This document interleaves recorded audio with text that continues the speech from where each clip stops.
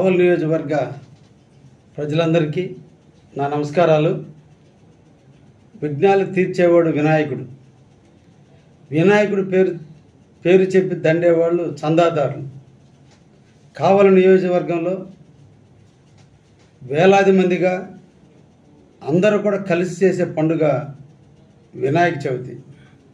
ఈ వినాయక చవితి సందర్భంగా కావలి ఎమ్మెల్యేగా నా పేరు చెప్పి ఎమ్మెల్యే గారు చేయమన్నారు, ఎమ్మెల్యే గారు ఘనంగా చేయమన్నారు అని పేరు చెప్పి చందాలకి ఎవరైనా వస్తే దయించి నా దృష్టికి తీసుకురండి. దేవుడు అందరివాడు, ఏ ఒక్కరి వాడు కాదు. అందరూ కూడా వినాయక చవితి నాడు జరుపుకుంటారు. ఎమ్మెల్యేగా కావలి ప్రశాంతంగా ఉంచాల్సిన బాధ్యత నాది.